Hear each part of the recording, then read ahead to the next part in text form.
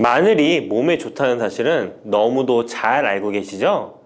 그런데 이것과 함께 먹으면 암과 치매에 걸린다니 깜짝 놀라셨나요? 아무리 몸에 좋은 마늘이지만 함께 먹으면 오히려 몸에 독이 되는 음식들도 있습니다. 그리고 마늘은 생마늘, 구운 마늘, 찐 마늘, 절인 마늘, 흑마늘 등 먹는 방법이 다양하잖아요. 이렇게 먹는 방법에 따라서도 우리 몸에 주는 효능이 다르답니다. 여기서 잠깐! 마늘 껍질은 대부분 먹지 않고 버리시잖아요. 마늘 껍질 오늘부터 절대 버리지 마시기 바랍니다. 마늘 껍질을 왜 먹어야 하는지, 그리고 어떻게 먹어야 하는지 알려드릴게요.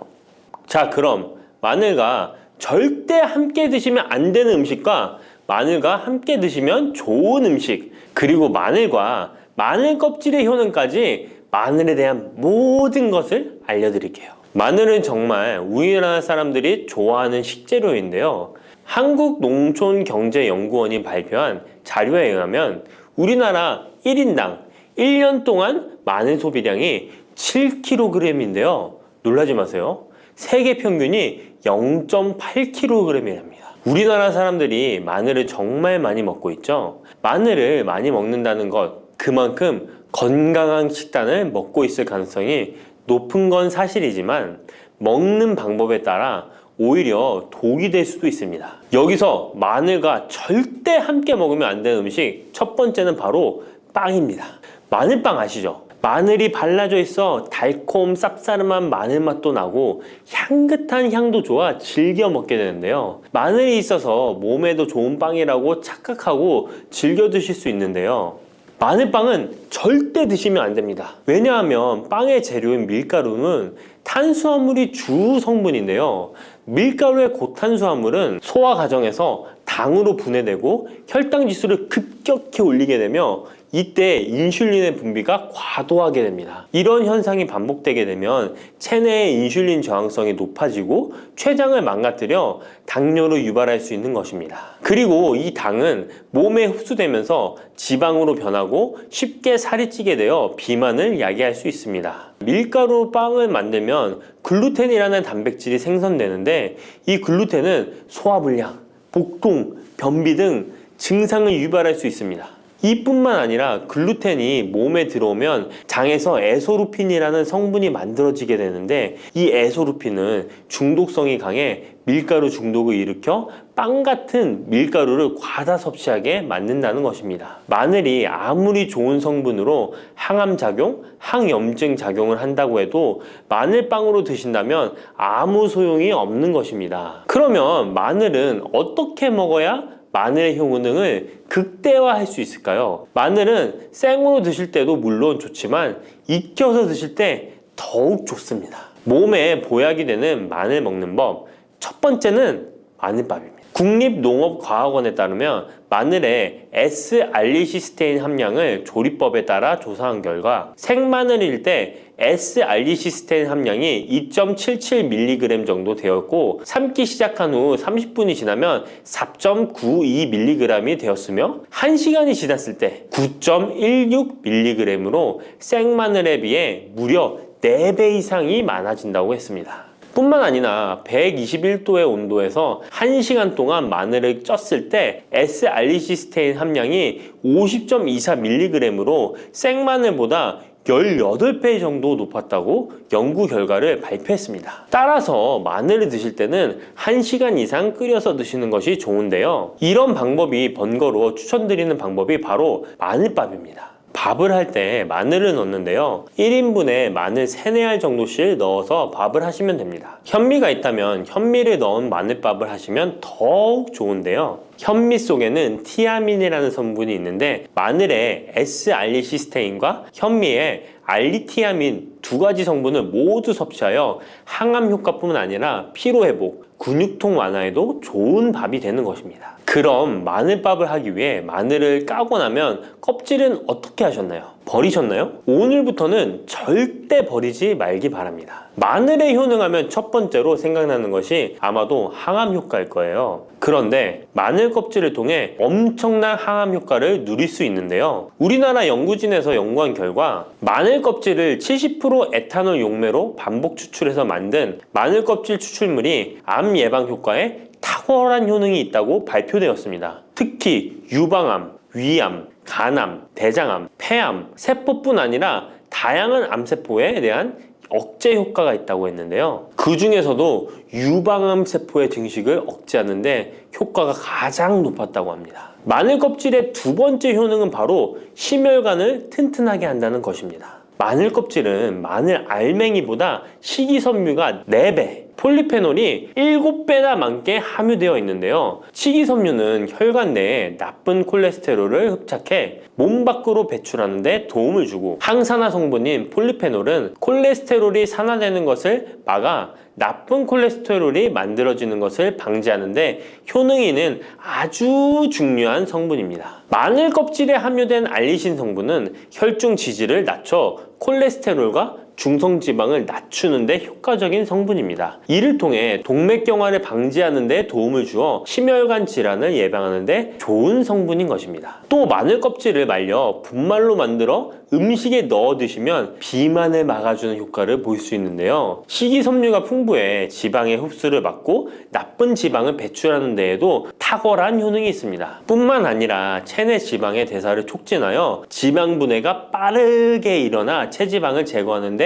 아주 효과적입니다. 그리고 마늘 껍질 분말로 드시는 방법 말고 차로도 드시는 방법이 있는데요. 마늘차 우리는 법을 알려드릴게요. 마늘 껍질을 깨끗하게 씻어 말린 다음에 기름을 두르지 않은 팬에 마늘 껍질을 넣고 볶아주어 수분을 없애줍니다. 이렇게 하는 이유는 수분을 없애는 것도 있지만 마늘 껍질을 열을 가하게 되면 항산화 성분인 폴리페놀과 플라보노이드 성분이 증가하기 때문입니다. 이렇게 수분을 없앤 마늘 껍질을 냉동실에다 보관하셨다가 드실 때 끓는 물에 소주 반 컵을 넣고 물 1리터, 마늘 껍질 15g 정도 넣고 끓여주시면 됩니다. 이렇게 끓인 마늘 껍질 차를 따뜻하게 드셔도 되고 냉장고에 넣어 시원하게 드셔도 괜찮습니다. 마늘이 몸에 좋다고 해서 꿀에 마늘을 재워 드시는 분 계시잖아요. 물론 꿀마늘이 몸에 좋은 분들도 계시지만 꿀과 마늘은 절대 함께 드시면 안 되는 음식입니다. 식품 비방이라는 문헌에 보면 꿀과 마늘은 함께 먹으면 안 된다라고 적혀 있는데요. 그 이유는 꿀과 마늘은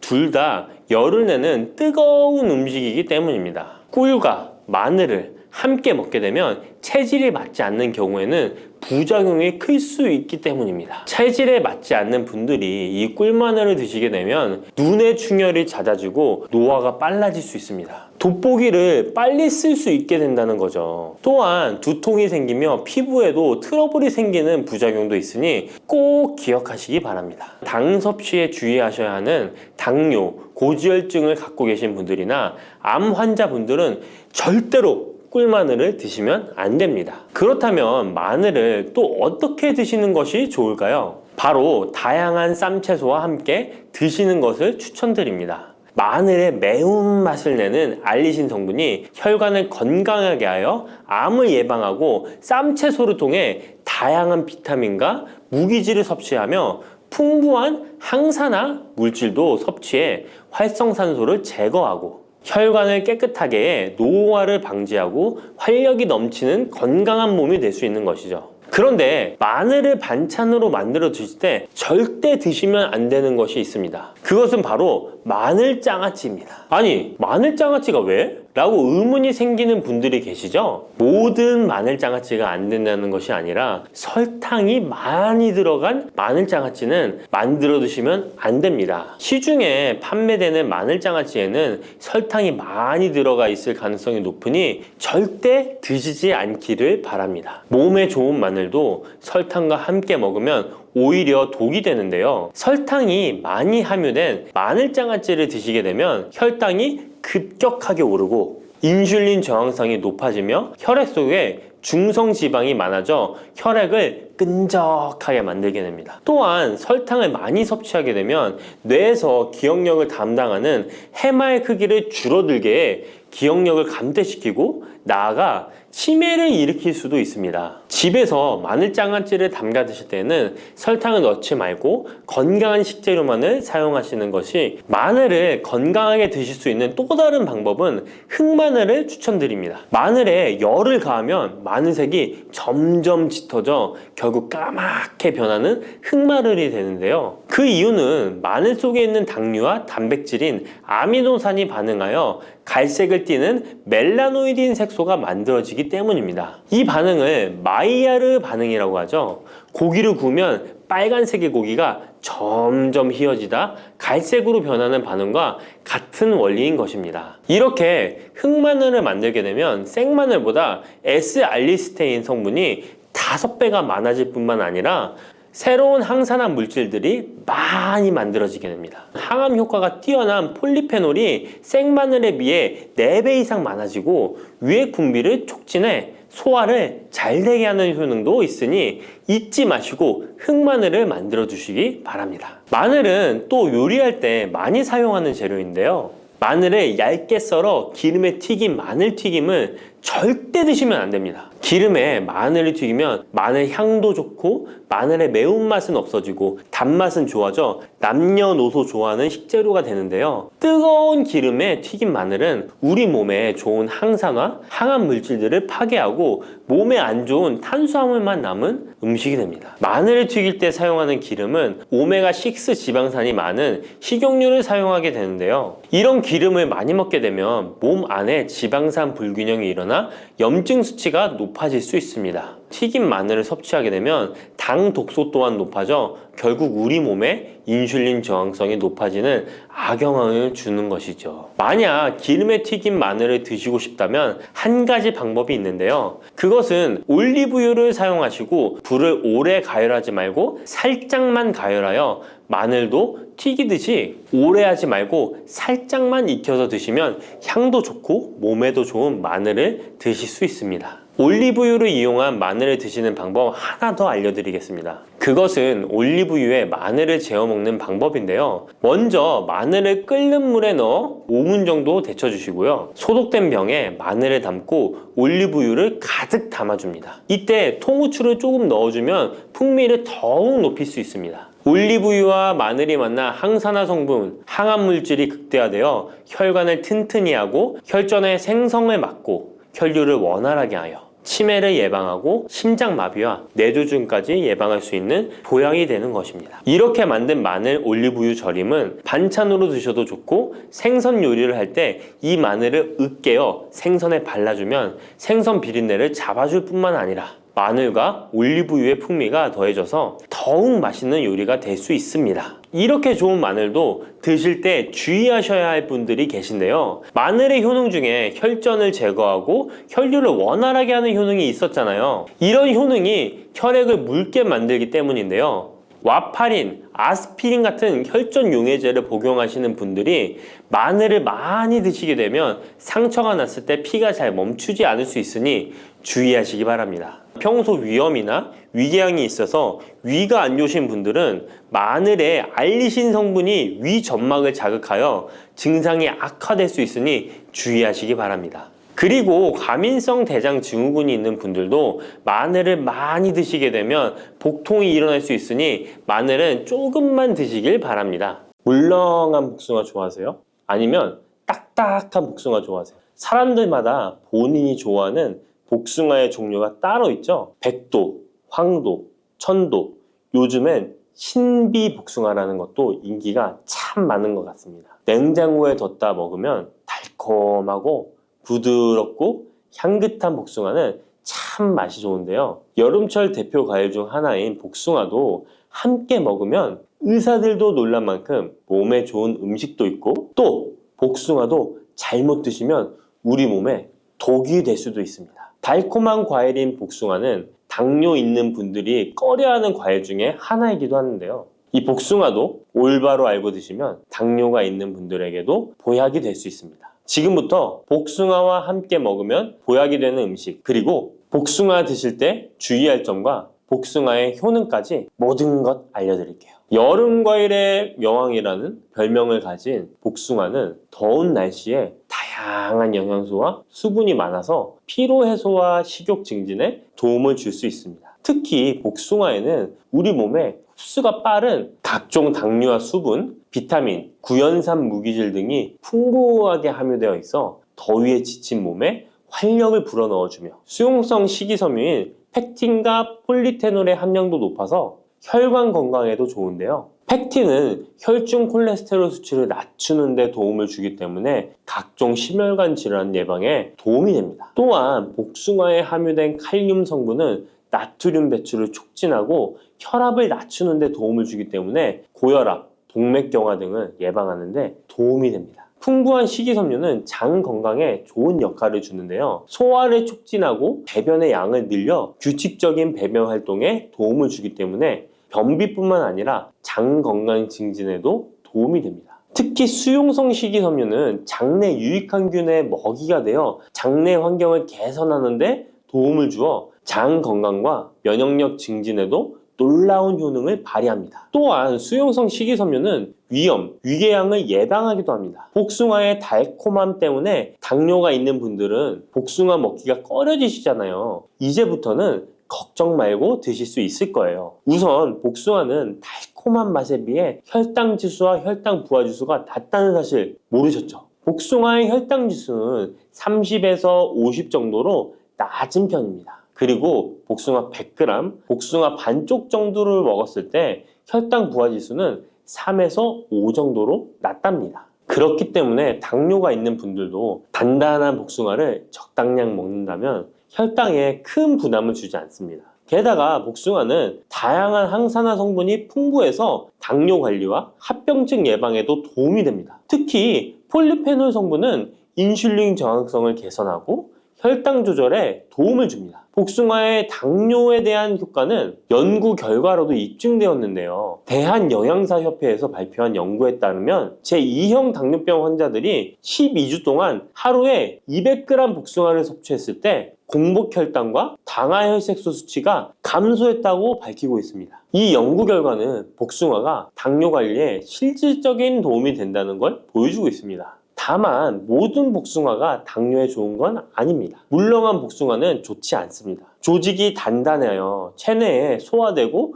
흡수되는 속도가 느린 딱딱한 복숭아를 드시는 것이 좋습니다. 단단한 복숭아를 드실 때 혈당이 급격하게 오르는 것을 막아줄 수 있습니다. 반면에 너무 물렁하고 당도가 높아 보이는 복숭아는 위험할 수 있습니다. 이런 물렁한 복숭아는 부드럽고 금방 소화되기 때문에 혈당을 급격하게 치솟게 만들 수 있습니다. 당뇨 환자의 혈당 관리에는 정말 치명적일 수 있어요. 혹시 복숭아 껍질을 함께 드시나요? 아니면 껍질은 버리고 부드러운 과육만 드시나요? 사실 복숭아 껍질에는 과육보다 무려 5배나 많은 식이섬유가 들어있습니다. 이 식이섬유는 당뇨 관리에 정말 중요한 성분입니다. 식이섬유가 풍부한 식품은 혈당 상승을 억제하고 인슐린 감성을 높여준답니다. 그래서 당뇨가 있는 분들은 복숭아를 껍질째 드시는 것이 좋습니다. 복숭아 껍질의 효과는 이미 여러 연구를 통해 입증되었는데 한국식품연구원에서 발표한 연구 결과에 따르면 복숭아 껍질 추출물이 혈당을 내려주고 인슐린 저항성 개선에 효과가 있다고 보고하기도 했습니다. 껍질에 풍부한 폴리페놀과 식이섬유가 이런 효과를 나타낸 것입니다. 복숭아는 당뇨뿐만 아니라 항암 효과도 있는데요.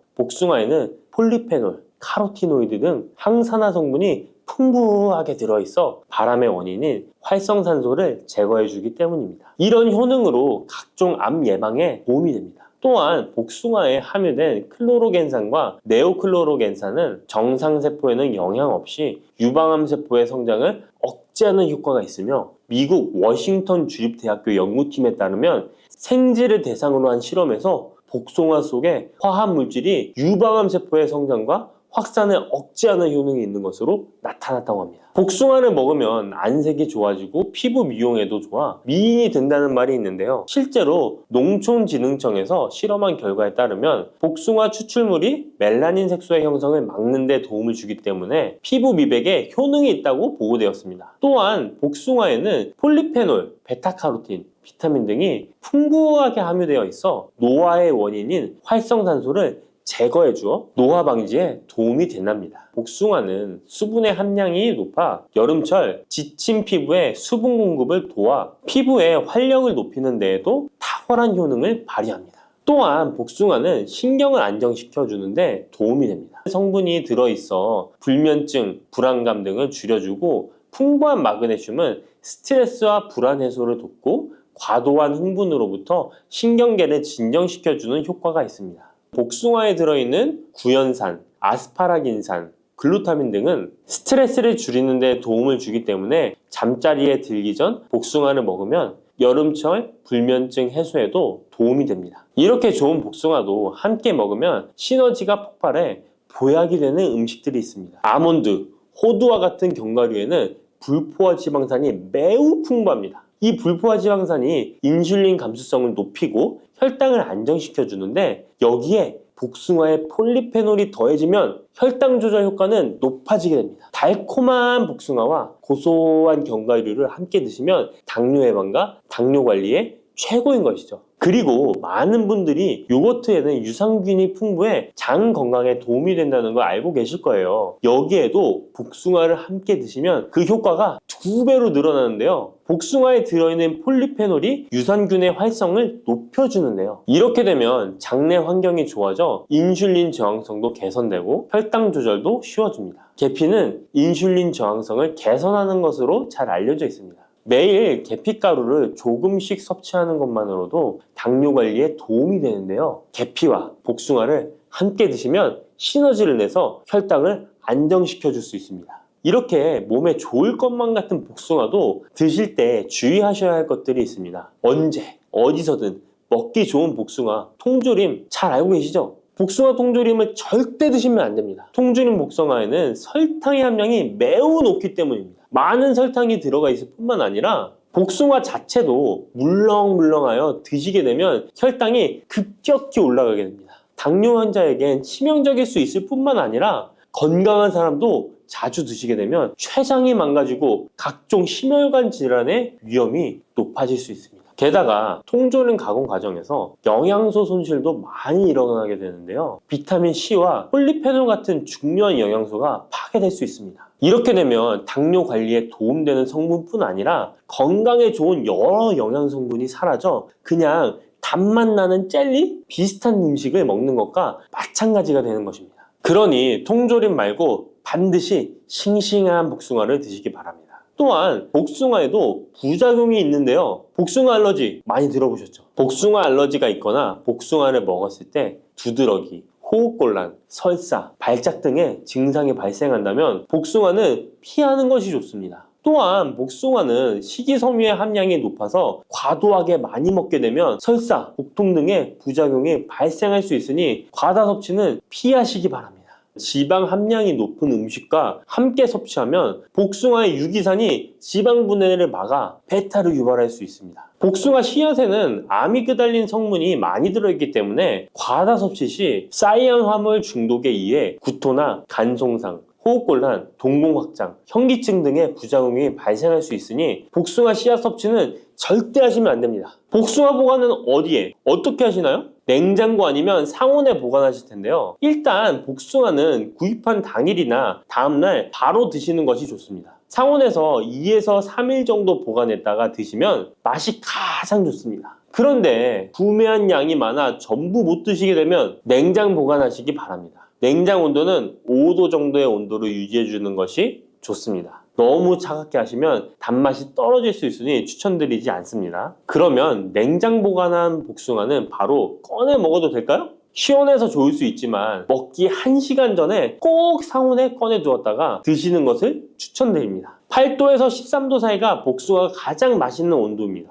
상온에 잠시 두면 냉장고의 차가운 온도가 풀리면서 복숭아의 달콤함이 살아납니다. 들깨를 이렇게 드시면 당뇨와 혈당이 싹 사라지고 치매도 예방할 수 있어요. 들기름. 들깨하면 무엇이 생각나시나요? 들기름에 북어와 미역국을 구수하게 볶아 시원한 북어 미역국을 끓여 먹어도 정말 맛있죠? 건강에도 좋다는 이 들기름과 들깨 잘못 먹으면 암에 걸리고 혈관 건강에도 악영향을 줘서 치매도 유발할 수 있다는 사실 알고 계셨나요? 들깨의 효능과 어떻게 먹을 때 건강을 해쳐 암에 걸리고 치매를 유발하는지, 그리고 어떻게 먹는 것이 건강하게 먹는 방법인지, 어떻게 보관하는 것이 가장 좋은 방법인지 들깨에 대한 모든 것 알려드릴게요. 나이가 들면서 산책하기도 힘들고 관절이 쑤시고 무릎 통증 때문에 힘드시지 않으신가요? 들깨의 첫 번째 효능은 바로 관절염에 좋다는 것입니다. 무릎이나 관절 통증 때문에 병원에서 진통제를 처방받으시잖아요. 이때 처방받는 진통소염제의 역할은 몸속에 프로스타글란딘이라는 물질의 생성을 억제해서 통증을 막아주는 건데요. 들깨 속에는 식물성 오메가3 지방산인 알파리놀렌산이 함유되어 있는데, 이는 체내에서 염증을 일으키는 프로스타글란딘의 생성을 억제하는 데 아주 좋은 효능을 발휘합니다. 우리가 오메가3를 먹는 이유 중에 하나도 혈관 건강이나 피를 맑게 해준다 등의 역할도 있지만, 몸속에 미세 염증을 잡아주는 역할도 있어 드시는 분들이 정말 많은데요. 들깨가 바로 이런 염증 유발물질을 억제해줘서 진통 역할을 한다는 것이에요. 그리고 들깨의 두 번째 효능은 바로 뼈 건강에 도움을 준다는 것입니다. 들깨는 관절염과 무릎 통증을 완화시켜주는 성분이 들어있을 뿐만 아니라 바로 뼈 건강에도 도움을 주는 식품인데요. 바로 칼슘 함량이 높기 때문입니다. 들깨의 100g에는 390mg 정도 되는 칼슘이 함유되어 있어 뼈 건강에 아주 도움을 줄 수 있는 좋은 식품이기도 합니다. 그래서 뼈 건강에 아주 도움을 줄 수 있는 좋은 식품이기도 합니다. 그래서 들깨를 꾸준히 섭취하면 골다공증 예방에도 참 좋은데요. 골다공증은 중년 이후 노화가 진행될 때 영양 불균형이 생기면서 많이 발병하게 되는데요. 여성의 경우 폐경 이후에 골밀도가 많이 감소해서 골다공증이 발생하는 경우가 많습니다. 노인의 골반 골절은 65세 이상은 30%가 1년 내에 사망하고 80세 이상은 50%가 2개월 내에 사망을 할 수 있으므로 노인의 뼈에 대한 관리는 매우 중요한데요. 골다공증의 관리는 뼈 건강을 유지하고 골절 위험을 줄이기 위해 중요합니다. 뼈 건강을 위해 들깨 꾸준히 섭취하는 게 좋겠죠? 나이가 들면서 깜빡깜빡하는 일이 잦아지고 기억력이 떨어져 고민되시는 분이 많으시죠? 이제 걱정하지 마세요. 세 번째 들깨 효능은 바로 뇌 건강, 뇌신경을 튼튼하게 해주고 기억력을 높여주며 치매를 예방하는 데 도움을 준다는 것입니다. 이렇게 좋은 효능이 있는 이유는 들깨에 바로 아까 잠깐 말씀드린 오메가3가 풍부하게 함유되어 있기 때문입니다. 오메가3는 등푸른 생선에 많이 함유되어 있다고 알고 계시잖아요. 이것은 동물성 오메가3고요. 식물성 오메가3인 알파리놀렌산이 들깨에 많이 함유되어 있는데요. 들깨에 함유된 지방산 중에서 60%가 바로 알파리놀렌산입니다. 이 알파리놀렌산은 뇌신경 보호에 탁월한 효과가 있는데요. 어떻게 뇌신경을 보호하느냐? 뇌신경에 염증을 일으켜 망가뜨리는 사이토카인이라는 물질이 있는데요. 이런 사이토카인 물질의 분비를 감소시키고요. 또 알츠하이머 치매 환자의 뇌에 많이 발견되는 비정상적인 단백질인 베타 아밀로이드도 바로 이 알파리놀렌산이 감소시키기 때문입니다. 참치에 많이 함유되어 있다는 DHA 들어보셨죠? DHA가 바로 대표적인 뇌기능 강화 물질인데요. 이 DHA가 기억을 높이는 데 도움을 주고 학습 능력 또한 좋게 하는데요. 이 DH는 체내에 합성되지 않아 식품으로 섭취를 해야 합니다. 들깨에 함유된 알파리놀렌산이 흡수될 때 바로 이 DHA로 전환이 됩니다. 어린이 전용 오메가3 같은 경우도 성인보다는 EPA보다 DHA 함유량이 높은 영양제도 많죠. 들깨가 뇌신경, 뇌 건강에 좋은 이유가 바로 이겁니다. 네 번째 들깨의 효능은 심장을 건강하게 하고 뇌혈관의 노화를 막아주는데 도움을 준다는 것입니다. 알파리놀렌산이 체내에 흡수될 때 DHA로 변환된다고 했잖아요. 그뿐 아니라 바로 EPA로도 변환이 되는데요.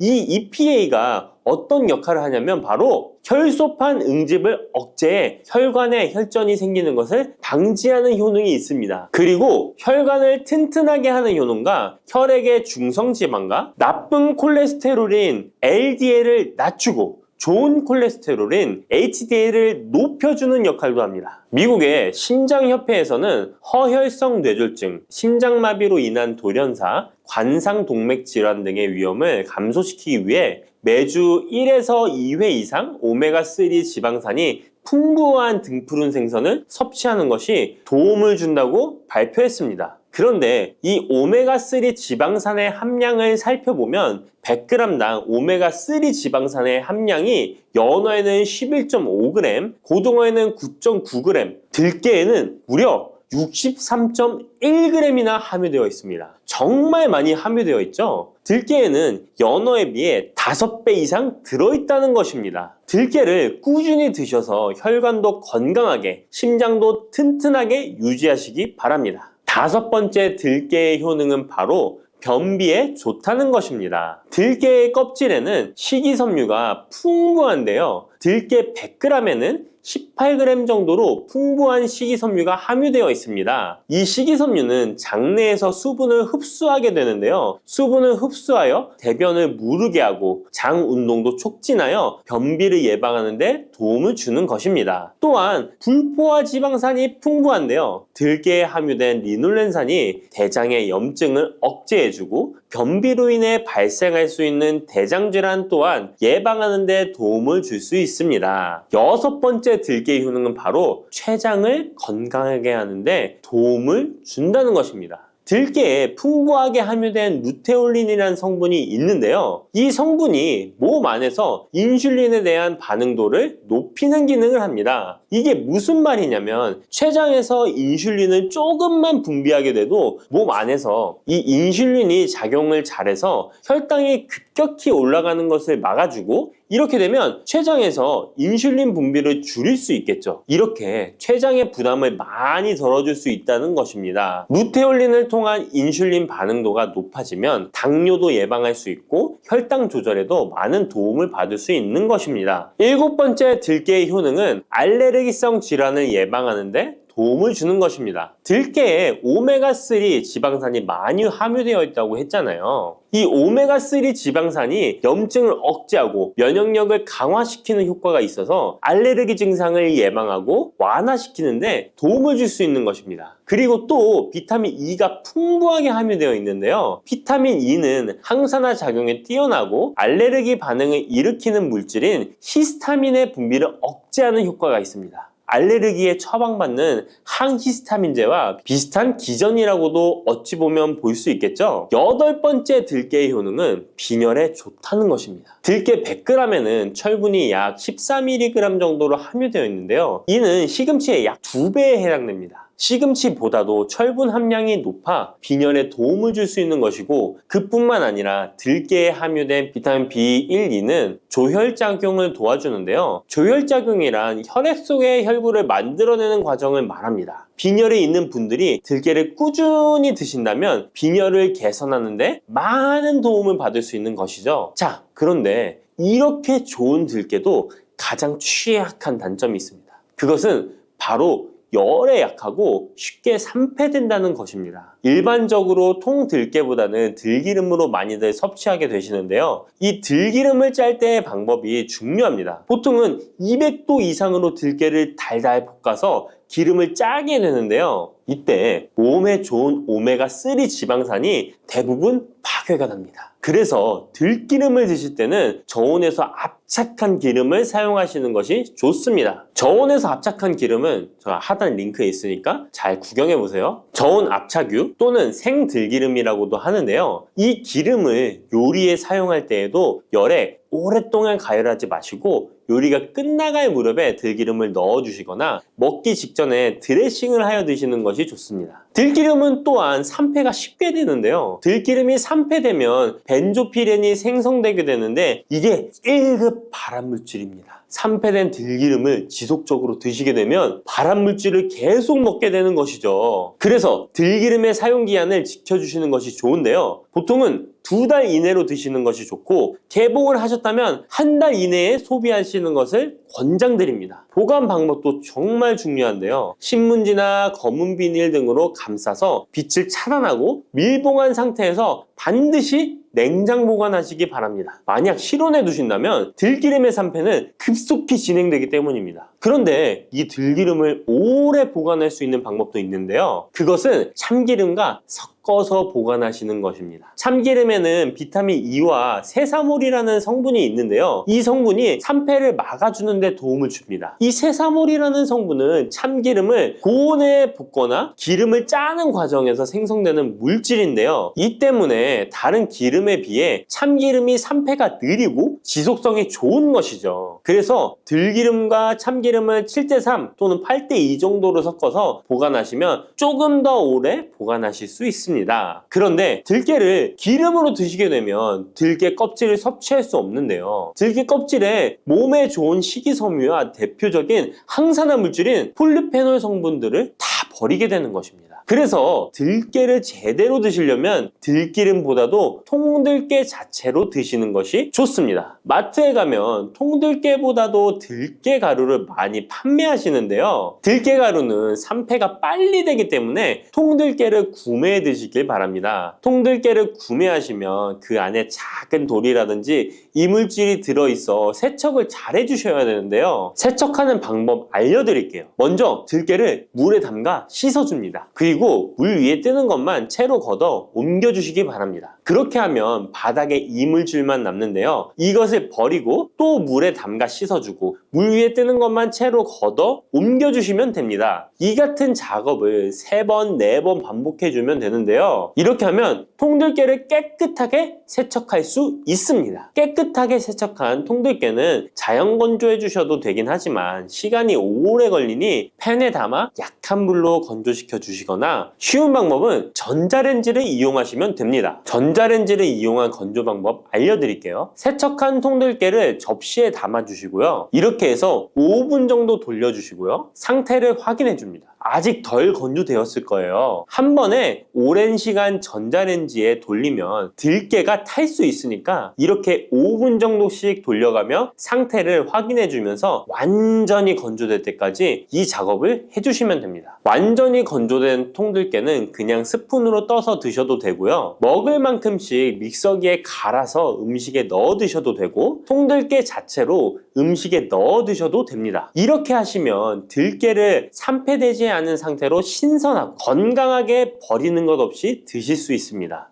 침침한 눈이 밝아지고 뱃살이 쏙 빠지려면 단호박을 이렇게 드셔야 합니다. 호박이 넝쿨채에 굴러 떨어졌다라는 표현 아시나요? 큰 힘을 들이지 않으면서 우연히 좋은 일이 생기거나 큰 성과를 거둘 때 이런 속담 쓰이죠? 옛부터 단호박은 그 자체로 맛있고 영양가가 풍부한 식품으로 많은 사랑을 받아온 채소인데요. 맛있는 단호박이 우리 건강에 다양한 효능을 제공하는 사실 알고 있나요? 그리고 단호박에 관한 건강한 삶을 사는데 도움이 되는 정보들 같이 알아보실게요. 단호박은 맛도 좋고 건강에 많은 효능을 가지고 있는 정말 훌륭한 식품인데요. 이런 단호박의 놀라운 효능들 5가지 바로 알려드릴게요. 단호박의 첫 번째 효능은 바로 심혈관 건강 개선입니다. 단호박에는 불포화 지방산과 식이섬유가 풍부하게 들어있는데 이런 성분들이 혈중 콜레스테롤 수치를 조절하고 혈액순환을 원활하게 도와줍니다. 또한 이 불포화 지방산은 체내에 축적된 나쁜 콜레스테롤을 감소시키고 혈관벽을 건강하게 유지하는 데에도 효과가 있습니다. 또한 단호박에 포함된 칼륨은 혈압 조절에도 효과적인데요. 칼륨은 나트륨의 작용을 중화시켜 혈압 상승을 방지하는 데 도움을 주게 되는데, 그래서 칼륨이 풍부한 단호박은 고혈압 예방과 관리에 유익한 식품인 것이죠. 평소에 심혈관 질환이 걱정되거나 고혈압을 관리하고자 하는 분들에게 단호박은 매우 좋은 식품인데요. 단호박을 자주 섭취하면 혈액순환이 개선되고 혈압이 안정되므로 심장질환 예방에 매우 효과적이기 때문에 심혈관 건강을 지키는데 큰 도움이 됩니다. 심혈관 건강, 이제부터는 단호박으로 예방해보세요. 단호박의 두 번째 효능은 다이어트에 효과가 좋다는 것입니다. 단호박은 저칼로리 식품으로 다이어트를 할 때 섭취하면 매우 좋은 음식인 거 아시나요? 단호박의 열량은 100g에는 약 40에서 50kcal 정도밖에 안 되는데요. 보통 다이어트 하실 때 고구마 많이들 드시죠? 고구마의 열량은 100g당 약 85에서 110kcal인데요. 단호박의 칼로리는 고구마의 반도 안 되는 것이죠. 그래서 단호박은 다이어트 할 때 칼로리 걱정 없이 먹을 수 있습니다. 거기다 단호박은 식이섬유도 풍부해서 포만감을 오래 유지시켜줍니다. 이런 특징 덕분에 간식 대신 단호박을 드시면 과식을 방지할 수 있고 체중 조절에 효과적입니다. 또한 단호박의 식이섬유는 소화가 잘 되지 않아서 장에 천천히 흡수되기 때문에 혈당 조절에도 유익한데요. 급격한 혈당 상승을 막아주어 다이어트 중에도 혈당이 급격히 떨어지지 않게 도와주죠. 또한 다이어트 중에 발생할 수 있는 변비를 예방할 수 있기 때문에 체중 감량을 도울 뿐만 아니라 장 건강도 함께 챙길 수 있습니다. 다이어트 중이라면 단호박을 간식이나 식사 대용으로 활용해 보세요. 맛도 좋고 영양도 풍부한 최고의 다이어트 식품입니다. 단호박의 세 번째 효능은 바로 눈 건강에 도움이 된다는 점입니다. 단호박에는 당근과 마찬가지로 비타민 A와 베타카로틴이 풍부하게 들어있는데요. 이 두 성분은 우리 눈의 건강을 지키는데 아주 중요한 역할을 합니다. 비타민 A는 눈의 망막을 건강하게 유지하는 데 도움을 주고 시력 저하를 예방하는 데 효과적이에요. 특히 야맹증 예방에도 도움을 줄 수가 있죠. 그리고 베타카로틴은 강력한 항산화 작용을 해주기 때문에 눈의 피로를 덜어주고 눈의 노화를 늦추는 데도 도움을 줍니다. 혹시 하루 종일 스마트폰이나 모니터를 자주 보고 있지는 않으신가요? 화면을 계속 들여다보는 현대인들에게는 이 단호박에 들어있는 비타민 A는 특히 중요한 영양소라고 할 수 있죠. 눈이 피로하거나 건조감을 느끼신 분들에게 단호박은 자연적인 해결책이 될 수 있습니다. 단호박을 섭취하면 눈 건강을 지키고 나이가 들면서 생길 수 있는 시력 저하나 노화 방지에도 도움을 줄 수 있습니다. 단호박은 정말 건강에 많은 이점이 있는 식품이죠. 단호박의 놀라운 효능 네 번째는 면역력 강화입니다. 단호박에는 비타민 C와 아연이 풍부하게 들어있죠. 비타민 C는 면역 세포를 활성화시켜 감염 예방에 큰 도움을 주고, 아연은 백혈구의 생성을 돕고 체내에서 염증 반응을 조절하여 면역 체계가 정상적으로 작동할 수 있게 도와줍니다. 이뿐만 아니라 단호박에 들어있는 항산화 물질들은 우리 몸의 세포를 보호하고 염증을 줄여 면역 기능을 더욱 향상시키는 데 도움을 주는데요. 특히 겨울철이나 환절기에 감기나 독감 예방을 위해 면역력 강화를 원하신다면 단호박을 꾸준히 섭취하시는 것이 좋은 식습관이 될 수 있습니다. 또 자주 피로감을 느끼거나 감기 등에 쉽게 걸리는 분들에게 단호박은 아주 좋은 식품이라는 것 알고 계시면 도움이 될 거예요. 단호박의 효능 다섯 번째는 부종과 붓기를 개선하는데 도움을 주는 것입니다. 붓기에 호박이 좋다는 거 모르시는 분 없으시죠? 우리가 수술이나 시술을 받고 얼굴이 부을 때 약국에서 단호박즙 같은 거를 파는 것도 많이 보셨죠? 이는 단호박에는 칼륨이 풍부한데, 칼륨은 체내에 있는 나트륨과 균형을 맞춰주고 몸 안에 불필요한 수분을 배출하는 역할을 합니다. 그래서 부종을 완화하고 몸의 붓기를 개선하는데 효과적이죠. 특히 평소에 손이나 발, 얼굴 등이 자주 붓는 분들에게 단호박을 섭취하면 체내 나트륨 농도를 조절해줘서 불필요한 수분이 빠져나가면서 붓기가 자연스럽게 완화될 수 있습니다. 이렇게 효능이 많은 단호박을 어떻게 섭취하느냐에 따라 그 효과가 달라질 수 있다는 사실 알고 계시나요? 섭취 방법에 따라 효능의 50%만 섭취하게 될 수도 있고 또 100%로 바뀔 수도 있는데요. 단호박 효능 100%로 섭취하는 방법 바로 소개해 드릴게요.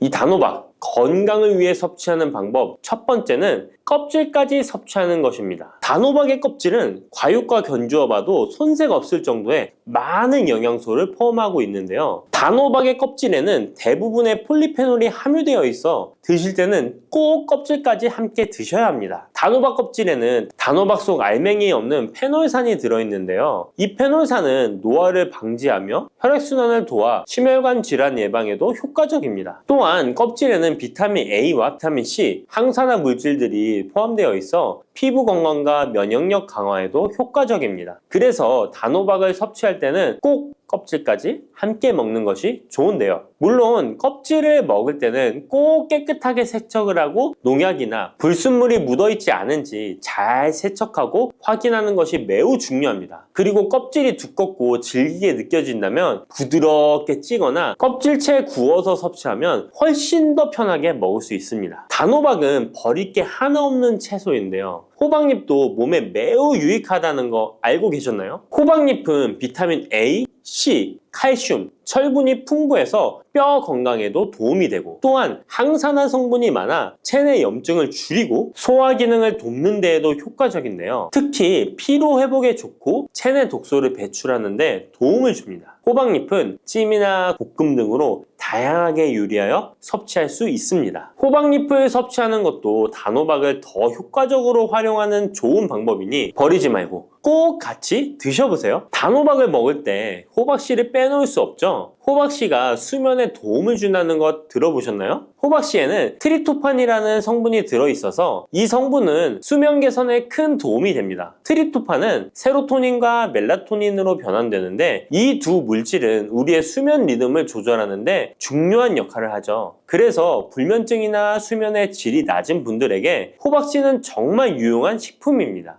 또한 단백질과 건강한 지방이 풍부하여 혈당 조절에도 도움을 줄 수 있는데요. 혈당이 급격히 오르거나 내리는 것을 막아주고 당뇨병 예방에 효과적입니다. 그래서 호박씨는 다이어트에 매우 좋고 식사 후 간식으로 섭취하면 포만감을 오래 유지시킬 수 있습니다. 여담으로 우리 다른 사람의 단점을 뒤에서 이야기하는 것을 보고 뒷담화한다고 하고 호박씨 깐다고도 하잖아요. 과연 어떤 것 때문에 이런 이야기가 나왔을까요? 저도 궁금합니다. 아시는 분은 알려주세요. 이렇게 단호박은 아주 건강에 좋은 식품이지만 섭취 시 주의할 점이 있는데요. 건강을 지키기 위한 몇 가지 단호박 섭취 유의사항을 알아볼게요. 첫 번째는 껍질 섭취 시 소화 문제입니다. 단호박의 껍질은 건강에 많은 효능이 있지만 소화가 어려운 경우도 있을 수 있는데요. 특히 소화 기능이 약한 분들이나 위장에 민감한 분들은 껍질이 소화되지 않거나 불편함을 느낄 수 있습니다. 이런 분들은 단호박 껍질을 제거하고 속만 섭취하는 것이 좋습니다. 아니면 껍질을 먹을 때는 반드시 부드럽게 조리하여 섭취해서 소화 불량이나 복부 팽만감을 최대한 피하게 해야 합니다. 두 번째 유의사항은 알레르기 반응입니다. 단호박은 일반적으로 알레르기 반응을 일으키는 경우가 드물지만 일부 사람들은 호박에 알레르기가 있을 수 있는데요. 특히 호박이나 호박씨에 민감한 분들은 섭취 후 발진이나 가려움 등의 증상을 경험할 수 있습니다. 이런 증상이 나타난다면 단호박 섭취를 바로 중지하고 알레르기 전문의와 상담하는 것이 좋습니다. 알레르기 반응은 개인의 체질에 따라 다를 수 있기 때문에 처음 먹을 때는 소량으로 섭취하여 반응을 확인하는 것이 안전하다는 거 기억해 주세요. 단호박 섭취에 유의해야 할 사항 세 번째는 신장질환이 있는 사람의 섭취입니다. 단호박은 칼륨이 풍부한 식품인데요. 신장 기능이 약한 분들은 칼륨 과다 섭취가 문제가 될 수 있습니다. 칼륨이 과잉 섭취되면 신장에 부담을 줘서 부종이나 혈압 상승 등의 문제가 발생할 수 있기 때문인데요. 신장 질환이 있는 사람은 칼슘 섭취를 조절해야 하므로 단호박을 섭취하기 전에 반드시 의사와 상담하는 것이 좋습니다. 신장에 문제가 있는 분들은 단호박 섭취 시에 본인에게 맞는 양을 조절하여 섭취해야 합니다. 네 번째, 단호박 섭취 시 유의사항은 다이어트 시 과잉 섭취입니다. 아까 얘기 드렸듯이 단호박은 다이어트에 유익한 식품이라고 했잖아요. 하지만 다이어트에 도움이 되는 단호박도 조리 방법에 따라 칼로리가 달라질 수 있습니다. 예를 들어 단호박을 버터나 크림 등 고칼로리 재료와 함께 조리하면 그만큼 칼로리가 높아져서 다이어트에 좋지 않을 수 있습니다. 다이어트를 하시는 분들은 단호박을 찌거나 구운 방법으로 조리하고 고칼로리 재료를 피하는 것이 건강하고 성공적인 다이어트를 위해서 꼭 필요합니다. 또한 단호박에 포함된 당분은 비교적 낮지만 당뇨가 있는 사람은 과도하게 섭취하지 않도록 주의해야 합니다. 마찬가지로 다이어트 중에도 혈당의 급격한 상승을 막기 위해 적당량을 섭취하는 것이 중요합니다.